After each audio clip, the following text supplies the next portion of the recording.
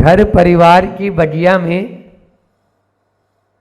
प्रेम स्नेह वात्सल्य के पुष्प हम किस प्रकार से खिलाएं, ये अपन ने कल जाना था। किस प्रकार से हम अपने जीवन में दृष्टि को निर्मल बनाते हुए निसंकित निकांक्षित निर्विचिकित्सा अमूढ़ दृष्टि उपगुहन और स्थितिकरण अंग के माध्यम से अपनी उस दृष्टि को और पावन पवित्र बनाते हुए हृदय में वात्सल्य अंग को कैसे धारण कर सकते हैं, ये अपन ने समझा था। जब तक वात्सल्य अंग हमारे भीतर में नहीं आएगा तब तक हम अपनी दृष्टि को पावन नहीं कर सकते, और जब तक ये 6 अंग नहीं होंगे तब तक आप वात्सल्य अंग को नहीं धारण कर सकते हो।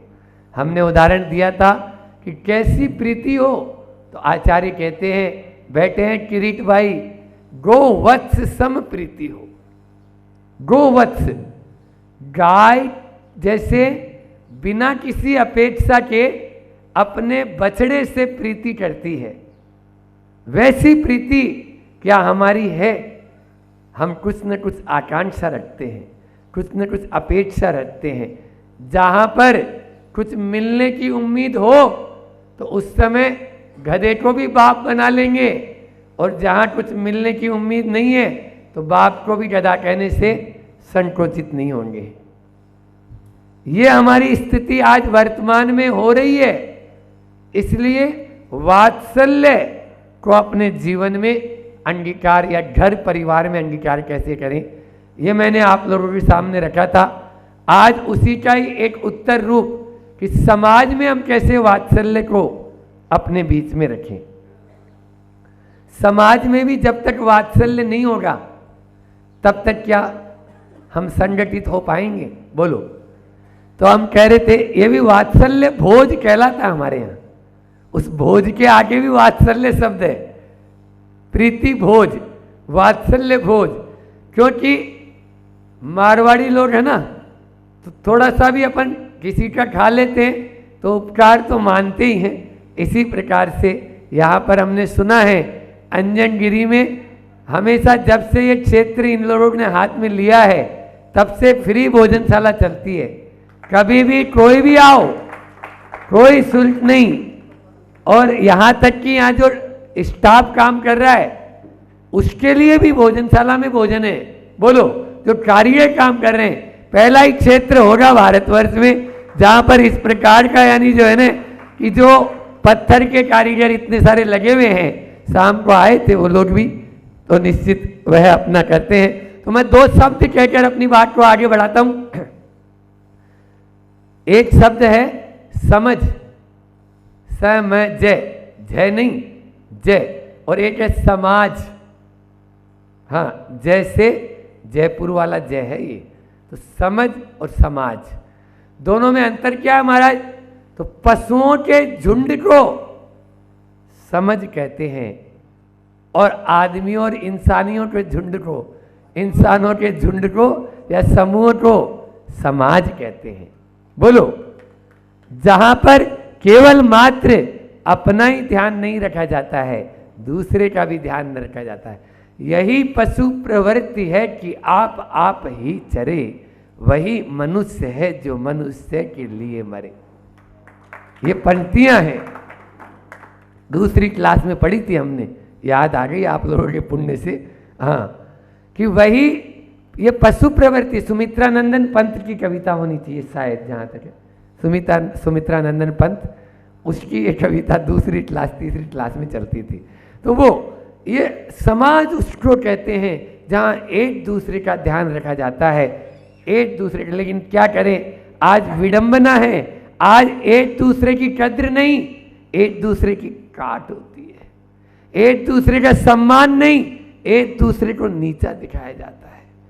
एक दूसरे का सहयोग नहीं, एक दूसरे को चूना लगाया जाता है। हाँ, ये होता है। किरीट भाई ऊपर क्यों चढ़ रहे हैं, क्यों बढ़ रहे हैं, खेचो इनकी टांग नीचे।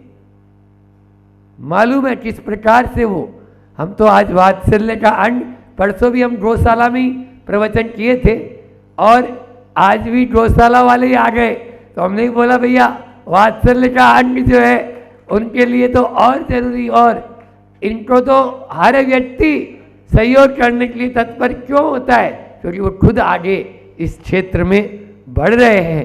मैंने 4 बात उस दिन की थी, आज भी वही 4 बातें हैं, लेकिन आज वो समाज के परिप्रेक्ष्य में है।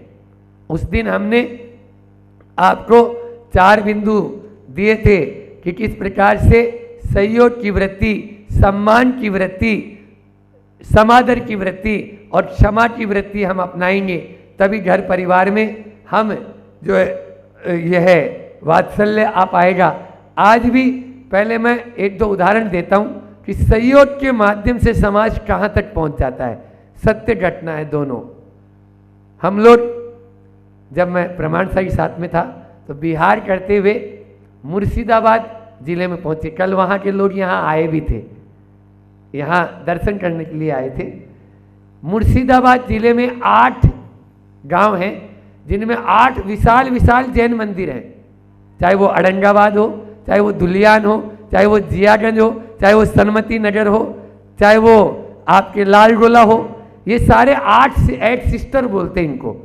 गुवाहाटी में 7 सिस्टर 60 गांव हैं, और मुर्शिदाबाद जिले में पश्चिमा बंगाल। तो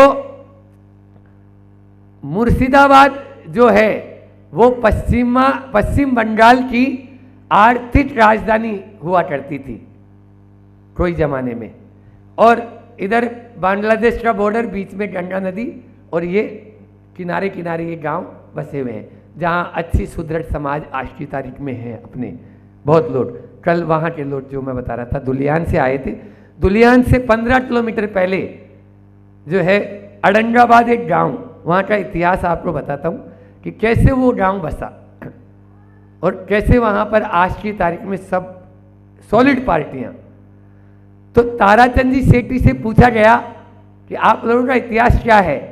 बोले महाराज इतिहास मत पूछो, लगभग 30-40 साल पहले हम लोग, 50 साल पहले, अब तो 20 साल और हो गए, तो 50-60 पहले हमारे पूर्वज यहाँ पर जो पिताजी वगैरह थे वो आए थे, और रामपुर हाट, वहाँ पर एक हाट लगता है, वहाँ आके रुके। यहाँ पर एक श्वेतांबर भाई रहते थे, और उन श्वेतांबर भाई ने सुना कि 2 भाई राजस्थान से आए हैं और काम की तलाश में हैं।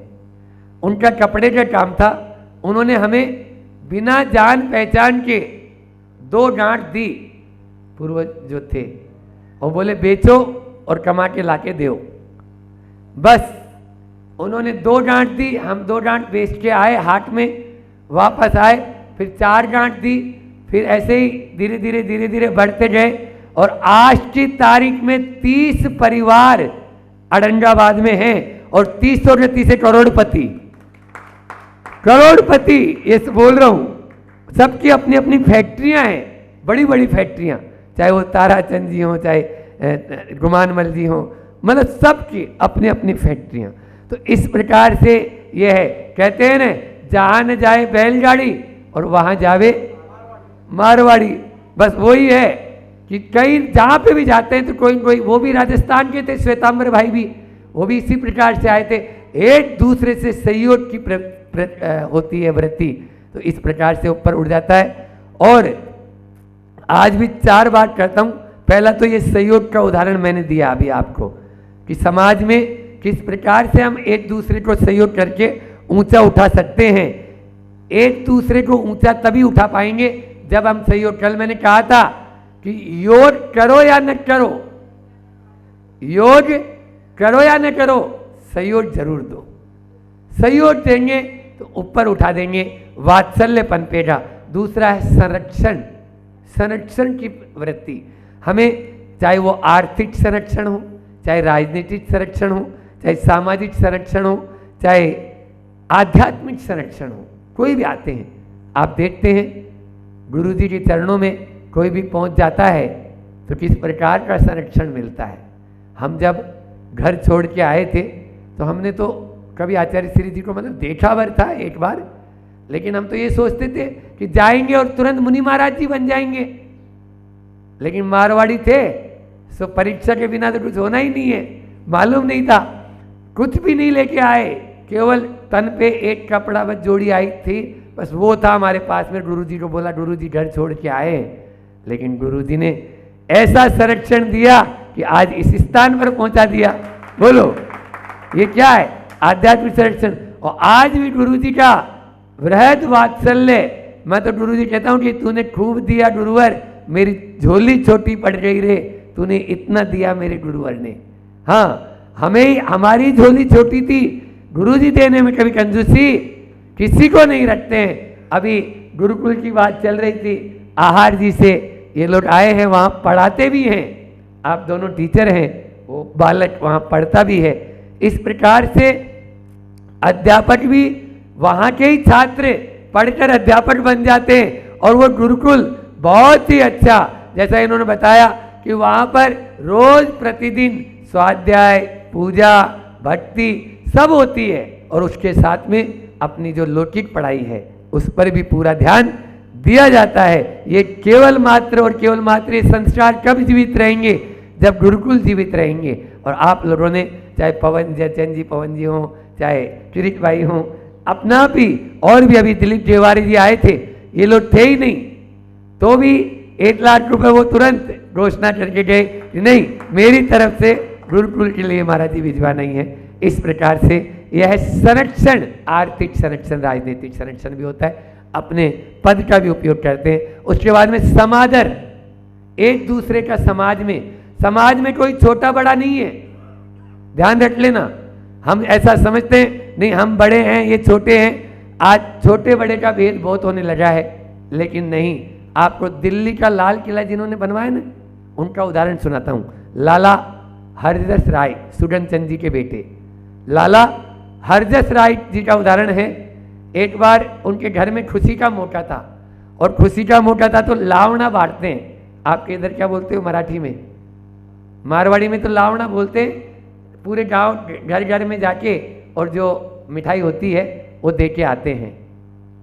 तो वहाँ पर भी राजा हरजस राय जी ने पूछा अपने मंत्री से, क्यों सबके यहाँ लावना चला गया? मुनीम साहब से, हाँ महाराज जी, सब सेठ जी सबको दिया है। सबको दिया है? नहीं, एक व्यक्ति रह गया। कौन रह गया? बोले वो जो गांव के नुक्कड़ पे रहते हैं। उन्होंने बोला कि हमारा और सेठ जी का क्या लेना देना, सेठ जी इतने बड़े, हम छोटी सी झोंपड़ी में रहने वाले। अच्छा, तो लावना उसने लिया नहीं। चलो बग्गी तैयार करो और पीछे टोटनी रखो। टोटनी रखवाई, खुद सेठ जी गए उसके घर पे और वहाँ देखा, और चने की दुकान करता था वो। चने होते हैं ना, इसी के चने, उसकी दुकान थी उसकी। गए और बिना पूछे ही एक मुट्ठी चना लिया और खाना शुरू कर दिए। चना खाए, बोले भैया प्यास लगी है, पानी तो पिला। अब उसके नीचे से तो जमीन खिसक गई कि सेठ जी सामने खड़े हुए और पानी के लिए बोल रहे हैं, कैसे पिलाऊं? सुराही भी तो टूटी सी है, उसका मुंह भी टूटा हुआ है, कहाँ से पिला पाऊंगा? लेकिन अच्छा घबरा मत, खुद गए और सुराही का मुंह टेढ़ा किया और अपनी होठ से पानी पी लिया। भैया मिठाई का टोटना अंदर रखो। सेठ जी, मैंने आज तक अब आपको कभी खिलाया नहीं, पिलाया नहीं, मैं कैसे आपका ले लूं? झूठ बोल रहे हो, अभी अभी तूने चना खिलाया और पानी पिलाया। जब तूने खिलाया और पिलाया, जब मैं तेरा खा सकता हूँ और पी सकता हूँ, तो तुझे भी मेरे चने, मेरी मिठाई तुम्हें अपने पास में रखने पड़ेगी। ये है वात्सल्य अन्न। लेकिन हम क्या है, घर परिवार में और जो है समाज में ऊपर नीचे का भेद कर लेते हैं। ये छोटा बेटा, ये बड़ा बेटा, इसीलिए टूट जाते हैं, वहाँ पर जुड़ते नहीं है। जोड़ना है तो छोटा एक पॉइंट और देता हूँ, संगठन। समादर तो हो ही गया। पहला क्या बोला मैंने? सहयोग, दूसरा संरक्षण, तीसरा समादर, चौथा है संगठन। ये 4 ऐसे: सहयोग, समादर, संरक्षण और संगठन। यदि ये अपना लेंगे तो समाज एकजुट हुए बिना नहीं रहेगा, सब समाज एक साथ। अभी हम लोग यहाँ नासिक का उदाहरण दे दूं, नासिक में जब महावीर जयंती थी तो चाहे श्वेतांबर हो, चाहे मूर्ति पूजक हो, चाहे दिगंबर हो, चाहे स्थानकवासी हो, कल भी स्थानकवासी वहाँ गौशाला में सब लोग आए और ऐसा जुलूस निकला जो भूतों ने भविष्य थी, पूरी नासिक समाज एक साथ होकर रोड पे एक साथ निकली। ये क्या है? ये संगठन है। अभी जब बात आई थी स्वर्ण प्राशन शिविर की, स्वर्ण प्राशन कराना है छोटे बच्चों को, तो मैंने पवन जी को बोला, पवन भी ऐसी बात है, ठीक है करना है। तो जो जीतो यूथ विंग यहाँ नासिक की थी, श्वेतांबरों की, उनके तत्वाधान में वो कार्यक्रम बहुत ही अच्छे से हुआ। ये क्या है? संगठन। संगठन तभी मजबूत बन सकता है जब हमारा कोऑपरेटिव नेचर होगा। एक बात ध्यान रखना, यहाँ पर सब संगठन वाले बैठे हुए हैं कि कैलकुलेटिव नेचर हमारे संगठन को तोड़ती है। कैलकुलेटिव नेचर हमारे संगठन को तोड़ती है और कोऑपरेटिव नेचर हमारे संगठन को मजबूत बनाती है। इसलिए कैलकुलेटिव नेचर नहीं होनी चाहिए। सुन रहे हो तुम लोग गुरुकुल वाले? हाँ, कैलकुलेटिव नेचर नहीं, वाह ये व्यापार होता है। कैलकुलेटिव नेचर में व्यापार हो सकता है, प्यार नहीं। प्यार वही होगा जहां पर आपस में कोऑपरेटिव नेचर होगी। आज अंतिम एक उदाहरण सुनाता हूं, जिनको याद हमें समाज में जो हमारा भूषण है, भामाशाह है, ऐसे आर के मार्बल वाले, समझ में आ रहा है किस प्रकार से समाज संगठित हो सकता है, एकजुट हो सकता है, और जो आत्महत्या का विचार कर लिया हो वो भी वापस लौट सकता है समाज के एक व्यक्ति द्वारा दान देने पर, एक व्यक्ति द्वारा संरक्षण देने पर, एक व्यक्ति द्वारा स्थितिकरण करने पर। कई बार देखते हैं या तो धर्म परिवर्तन कर लेते हैं या फिर वो अपने जीवन से ही हाथ धो लेता है।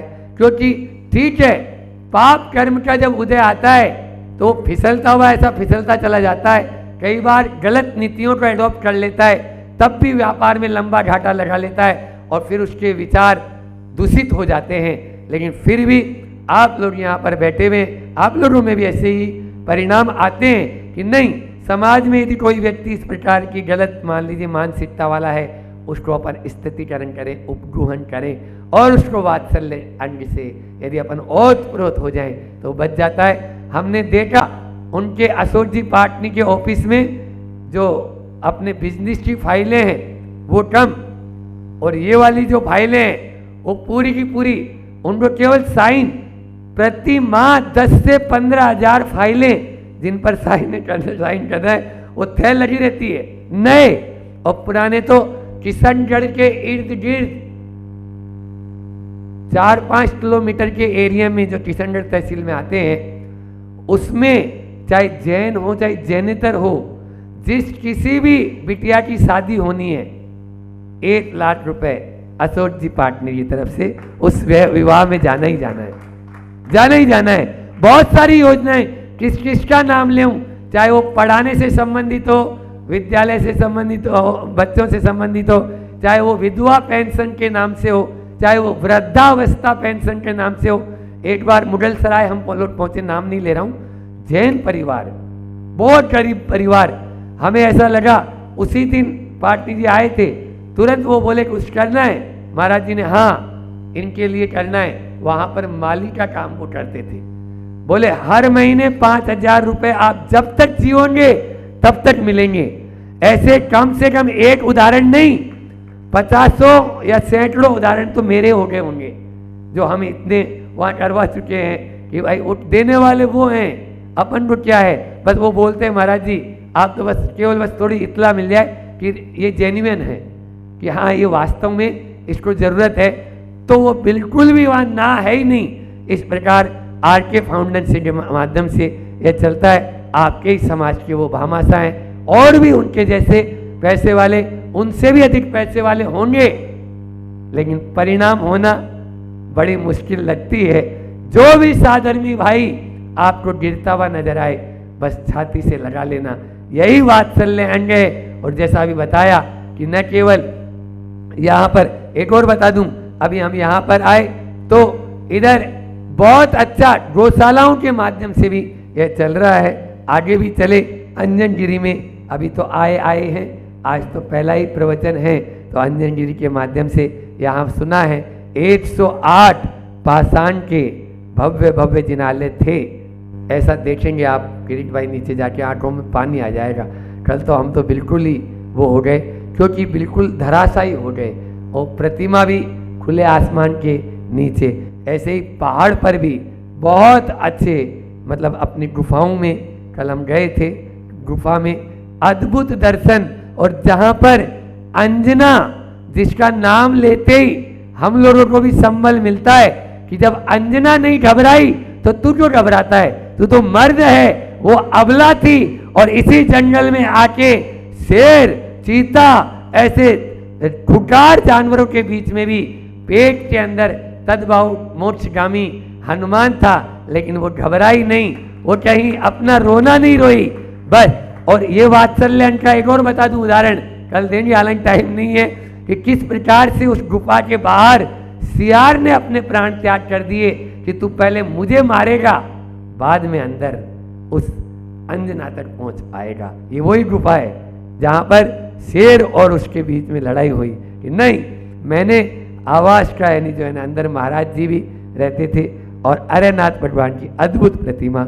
और भी वात्सल्य में विष्णु कुमार मुनि महाराज जी फेमस हुए, उनकी कथा आप लोग रक्षाबंधन पे सुनते ही हैं। हम सब उस वात्सल्य के व्यवहार पक्ष और निश्चय पक्ष को अपने अंदर धारण करें, ऐसी भावना के साथ में ही मैं अपनी वाणी को विराम देता हूँ। बोलिए अहिंसा परमो धर्म की। आचार्य गुरुवर विद्यासागर जी महामुनि राज।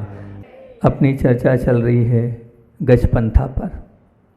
ग से गर्व दूर हुआ कि नहीं गजपंथा के प्राचीन भगवानों के दर्शन से, और ज से जड़ के प्रति दृष्टि छूटी कि नहीं गजपंथा के प्राचीन भगवानों के दर्शन से, और गजपंथा के प से पक्षपात छूटा कि नहीं गजपंथा के प्राचीन दर्शनों से, और था से थारी मारी छूटी कि नहीं गजपंथा के पास और प्राचीन भगवानों के दर्शन से। इस पे अपनी चर्चा चल रही थी, और पक्षपात पर फिर कल अपन ने और बातें रखी थी, उसको एक मिनट थोड़ा सा रिपीट कर लेते हैं कि जो एक से जुड़ा रहता है वो सबका नहीं बन पाता है, जो सबको लेकर चलता है वही सबका बन पाता है। और फिर हमने आपको एक उदाहरण भी और दिया था उसमें कि दुकानदार होता है, आपकी ये रीति कि हम सबको कैसे संतुष्ट करें, तो दुकानदार जैसे सबको संतुष्ट करता है, सब वस्तुएं रखता है, ऐसे ही अगर जीवन के व्यवहार में आपको संतुष्ट करना है तो सबकी भावनाओं को लेकर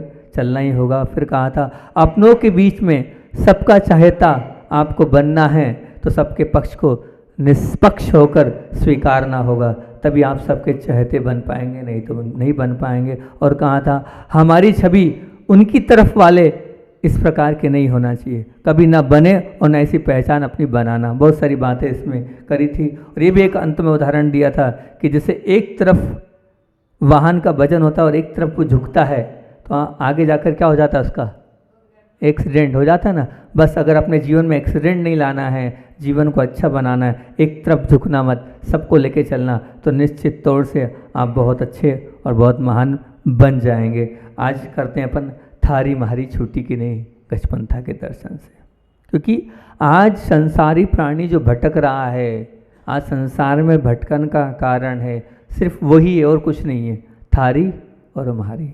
तेरा मेरा नहीं संसार के झमेले में उलझाया है, ये मान के चलना। और सबके अंदर है तेरा मेरा, साधु भी नहीं छोड़ पा रहे तेरा मेरा, गृहस्थ की बात छोड़ो।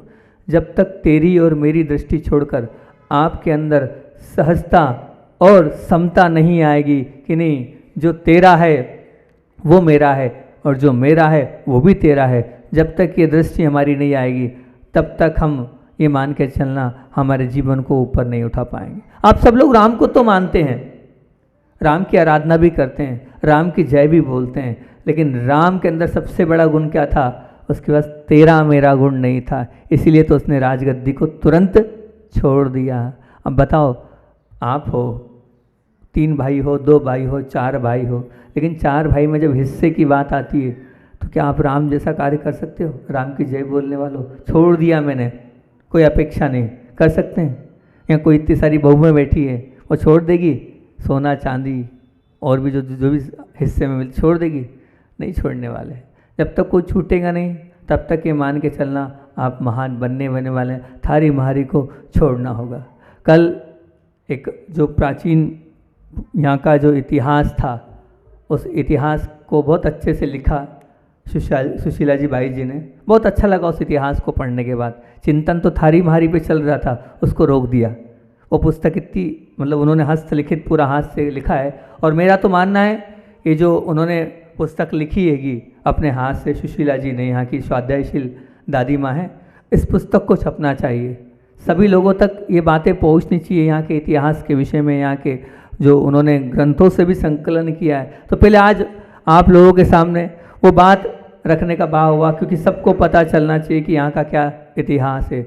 और जब तक हम अपने इतिहास को नहीं देखेंगे तब तक हमारी श्रद्धा और भक्ति भी क्षेत्रों के प्रति और प्रभु और गुरुओं के प्रति होगी भी नहीं। ये क्षेत्र इतना महान है कि इस क्षेत्र की प्रशंसा जैन नहीं अजैन ग्रंथों में भी लिखी है।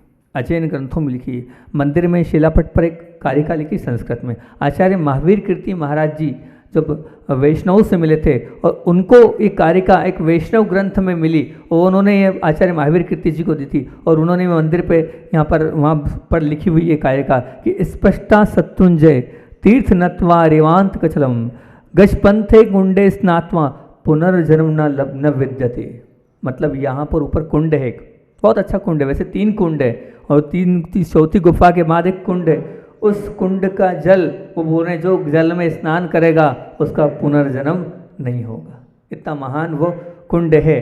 जो 3 गुफाओं के बाद जो अंत में कुंड है जिससे अभी अभिषेक होता है, बताते बहुत मीठा और शुद्ध, पूरे नासिक में इतना मीठा पानी नहीं है जितना मीठा पानी उसका है। और बिल्कुल ऊपर है, हम देखने गए थे उस कुंड को, ऊपर ही है बिल्कुल। आप ऐसे पानी निकाल लो, इस प्रकार से निकाल लो, आपकी बीमारियां दूर हो सकती है अगर आप उस पुण्य, क्योंकि वो क्या है, कंदराओं से निकला हुआ जल है। और कंदराओं से जो निकला हुआ जल होता है उसमें बहुत सारे विटामिन्स और मिनरल्स होते हैं। तो ऐसे पवित्र पावन जल, और उस जल की, उस कुंड की प्रशंसा कहाँ किएगी? वैष्णव संप्रदाय के उन ग्रंथों में किएगी कि जो उसमें स्नान करता है वो स्नान कर कर पुनर्जन्म को प्राप्त नहीं होता है। ग्रंथों के विवेचन से उन्होंने एक बात, अच्छी बात लिखी कि प्राचीनता इस क्षेत्र की कितनी मानते हो आप? 10 साल, 20 साल, 50 साल, 100 साल, 200 साल, 500 साल, 1000 साल, लाख साल, 2 लाख साल, कितनी मानते हो आप? परंतु दृष्टि जब मैंने कहा, हमने भी जब दृष्टि से उसको देखा, मैंने कहा हाँ सही बात लिखी है। तो हमने तो गौर ही नहीं किया कि ये इतना प्राचीन क्षेत्र है। अब क्योंकि देखो ये क्षेत्र के जन्मदाता कौन है? इस क्षेत्र पर सबसे पहले मुक्ति किसने प्राप्त करी? विजय बलभद्र जो हुए हैं उन्होंने यहाँ से मुक्ति प्राप्त करी। कुल 7 बलभद्र मुक्ति को प्राप्त हुए। अब विजय बलभद्र का काल देखें, वो किस काल में हुए? तो बोले श्रेयांसनाथ भगवान के काल में विजय बलभद्र हुए हैं, श्रेयांसनाथ भगवान के काल में। अब श्रेयांसनाथ भगवान का काल और महावीर भगवान के काल का अगर कंपेयर करते हैं तो 2,59,75,172 वर्ष प्राचीन ये क्षेत्र है। लगभग 3 करोड़ वर्ष प्राचीन ये क्षेत्र है। सोचो आप कितना प्राचीन क्षेत्र है। 3 करोड़ वर्ष किसको कहते हैं? उतना प्राचीन। मतलब सबसे पहले 3 करोड़ वर्ष पहले विजय बलभद्र इस पहाड़ी पर चढ़े थे और यहाँ सर उनका यहाँ पर ही उनकी केवल ज्ञान की प्राप्ति भी और मुक्ति की प्राप्ति भी हुई है। यहीं से वो मोक्ष गए। इतना प्राचीन क्षेत्र है। और यहाँ तक कि पन्ना लाल जी द्वारा जो क्रियाकलाप ग्रंथ है, जो सभी साधु लोग उसको करते हैं, उसको ये जो गाथा आती है प्राकृत वाली, सत्य वै बलभद्रा जदुवन रिद्दान मठ कोडियो गजपंथा गिरि सिहरे निवाणम नया गयो तेसिम, ये उन्होंने 3रे नंबर पे दिए। 3रे नंबर पे मतलब क्या? पहले नंबर पे दिए उन्होंने कैलाश पर्वत शिखर जी की, 2रे नंबर पे दी कैलाश पर्वत की और 3रे नंबर पे दी गजपंथा की। मतलब सब क्षेत्रों में प्राचीनता की दृष्टि से देखा जाए तो ये कौन से नंबर का क्षेत्र है? 3रे नंबर का। 3रे नंबर का ये प्राचीनता की दृष्टि से। बाकी के क्षेत्र अलग पीछे की ओर जाते चलेंगे। और वैसे तो ये क्षेत्र जो है ये मान के चलना की दृष्टि में, तो मैंने उस दिन भी बताया था, 1868 के बाद आया। वो भी इसलिए आया कि क्षेमेंद्र कीर्ति जो भट्टारक थे, उन्होंने ग्रंथों में पढ़ा कि नासिक के उत्तर क्षेत्र में एक पहाड़ी पर मुक्ति गए, तो वो ढूंढते ढूंढते यहाँ आए थे और यहाँ आने के बाद उन्होंने देखा, तो हो सकता है कि औरंगजेब के कारण इसको दबा दिया गया वो मट्टी से, और फिर उन्होंने ही इस क्षेत्र को निकाला और ये सन 1868 में यहाँ पर ज़मीन ली और ज़मीन लेने के बाद यहाँ पर क्षेत्र की रचना हुई और सन 1872 में फिर इस मंदिर की जो है प्रतिष्ठा हुई। और एक और यहाँ पर एक हस्तलिखित ग्रंथ मिला, मंदिर जी में रखा है वो, जो कि उसमें जो है गजपंथा चलमंडल नाम की एक पुस्तक है जो कि हाथ से लिखी हुई है। उससे भी बहुत पक्का निश्चय हो जाता है कि जो भट्टारक क्षेमेंद्र कीर्ति जी हैं, उन्होंने इस क्षेत्र के विकास के लिए अहम भूमिका निभाई है। उन्होंने क्या किया कि अपनी आज्ञा देकर जो कोपर गांव में प्रतिष्ठा हुई थी, उसमें पंडित शिवलाल जी थे, उनसे कहा कि आप एक आज के दिन ही एक विधान रचो जिस विधान से गजपंथा का महान मतलब महत्व बढ़े और उसमें सब पूजा आराधना करे, ताकि लोग यहाँ आए और उस यहाँ पर पूजन अभिषेक और आराधना करें। तब उन्होंने एक दिन में यहाँ पर वो विधान गजपंथा विधान तैयार किया था, क्षेत्र की पूरी जयमाला आदि भूमिका लिखी थी। उसमें नीचे प्रशस्ति में लिखा आएगा कि हमने भट्टारक जी की आज्ञा से एक दिन में विधान को लिखकर तैयार किया था। आज भी रखा है वो विधान यहाँ पर, ऐसा पत्र हमने तो देखा नहीं, पर उस जो ये इसमें लिखा हुआ है तो ऐसा विधान यहाँ पर रखा हुआ है जो प्राचीन है। और आपको और बता दें, एक बहुत बड़ी लोगों के अंदर धारणा थी कि गज ध्वज आया है ग्रंथों में, गज ध्वज आया है, ये गजपंथा है, तो ये वो नहीं है। तो उसका समर्थन भी अष्टपाहुड़ जो ग्रंथ है उसकी बोध बाहुड़ की जो टीका है जो आचार्य सुसागर सूरी ने करी है, उस सुसागर आचार्य भगवान ने उसका भी बहुत अच्छे से उल्लेख कर दिया। प्राचीन टीका आएगी, उसमें लिखा है नासिकस्य नगरस्य समीपवर्ती गजध्वज गजपंथ सिद्धकूट। मतलब गजपंथ गजध्वज और गजपंथ ये जो क्या नाम है, दोनों कैसे नाम है, पर्याय एक ही नाम है, मतलब एक ही स्थान के दो नाम है, गजध्वज कह लो या गजपंथ कह लो, ताकि ये एक धारणा भी आप अलग कर लें कि गजध्वज अलग नहीं, क्योंकि ग्रंथों में जो है संस्कृत के पूज्यपाल स्वामी ने वहाँ गजध्वज आया है तो गजध्वज से शंका हो सकती है, लेकिन नहीं। दूसरी बात ये है कि आखिर ये प्रतिमाएं कब की है, क्या है, तो मैसूर स्टेट में चामराज करके नाम के राजा हुए प्रसिद्ध। वो दिगंबर धर्म के बहुत बड़े अनुयायी थे, बहुत बड़े भक्त थे, वो बहुत उनके अंदर समर्पण था देवशास्त्र गुरु के प्रति। और जब वो ईस्वी सन मतलब जो अभी सन चल रहा उससे 900 वर्ष पूर्व, तो मतलब अभी 2700-2800 वर्ष पूर्व समझ लीजिए आप, 3000 वर्ष पूर्व समझ लीजिए, वो इस जगह पर आए थे और उन्होंने ही यहाँ पर प्रतिमाओं को बनवाया था और बनवाने के बाद यहाँ पर प्रतिष्ठा करी। मतलब ऐसा कहते समझ लो आप, महावीर भगवान के पूर्व का काल होना चाहिए, तभी तो यहाँ पर पार्श्वनाथ भगवान मिलते हैं। 23 तीर्थंकरों की प्रतिमाएं हैं, महावीर भगवान की है ही नहीं। 24 में देख लो आप, प्राचीन जो 24 उसमें 24 भगवान महावीर नहीं है, 23 ही तीर्थंकर हैं। तो इसका तात्पर्य ये होता है। और वो उनका काल अगर हम देखते हैं इतिहास में कि मैसूर स्टेट के कब थे, तो वो कब थे, तो वो 900 वर्ष पूर्व, ईसा पूर्व के 900 वर्ष पूर्व, मतलब महावीर भगवान के भी पूर्व हम उनको मान सकते हैं 3। तो ये इस प्रकार से। और एक यहाँ पर ऐसा कहते हैं कि एक किद्वंती प्रचलित है कि एक साधु ने जूता फेंका था, इसलिए ये चामर लेडी कहलाती है। लेकिन ये बात गलत है, चामर लेडी नहीं, ये तो चामराज जो राजा थे उन्होंने यहाँ पर उसकी प्राण प्रतिष्ठा कराई थी, इसलिए इसको चामर लेडी भी कहते हैं। जो यहाँ के लोग होंगे वो चामर लेडी के नाम से जानते होंगे। यहाँ की जो विद्यालय की पुस्तकें उसमें भी इसी नाम से ये जो गुफा है और जो पहाड़ी है ये प्रचलित हैगी। और एक और यहाँ पर दक्षिण में 10-12 किलोमीटर पर एक पांडव लेणी है। जो पांडव लेणी है उसमें जो एक गुफा है, शायद 23 नंबर या 29 नंबर की गुफा है, उसमें बहुत सुंदर 3 फीट के पद्मासन महावीर भगवान की प्रतिमा भी बताई जाती है। अभिभाव तो है वहाँ के दर्शन करने की। यहाँ पर पांडव लेणी है, बहुत सारी गुफाएं, बौद्ध गुफाएं भी, उसमें एक कहना चाहिए कि पूरे उसमें एक कमल जैसे खिला हुआ एक महावीर भगवान की भी विशाल प्रतिमा है और वो गुफा है। और इसी प्रकार ये जो एक आपको और बात बता दूं कि आचार्य भगवंत शांति सागर जी महाराज जी तो यहाँ रहे ही हैं, आपको पता है, चारित चक्रवर्ती की उपाधि भी यहाँ मिलेगी। लेकिन जो पार्श्वनाथ भगवान, प्रथम पार्श्वनाथ भगवान जो मिलते हैं, जैसे अपन चढ़ते हैं वो पार्श्वनाथ भगवान, उनको तो देख के ऐसा लगता है इतने मनोज्ञ और इतने सुंदर पार्श्वनाथ, सांगो पांग। और जो प्राचीन प्रतिमाएं अगर आप उठा के देखोगे, प्राचीन प्रतिमाएं नहीं तो इतने बड़े और इतने सुंदर भगवान तो भूतो न भविष्यति, कहीं नहीं होंगे, बिल्कुल वहाँ मन और देखने के बाद आंखें हटती नहीं हैगी। ऐसे वो पार्श्वनाथ भगवान है। पूरी थकान, वो जो थकान रहती है वो पूरी थकान उनको देखते ही दूर हो जाती है। और पार्श्वनाथ भगवान का ऐसा कहते हैं कि पहले सिर्फ 2 ही गुफाएं खुली हुई थी। वो जो पार्श्वनाथ भगवान है उसके आगे दीवार सी बनी हुई थी, कुछ नहीं पेक से थी। आचार्य शांति सागर जी महाराज वहाँ साधना के लिए जाते थे और आचार्य शांति सागर जी महाराज जी को लगा ये क्या है, इसको खुलवाओ।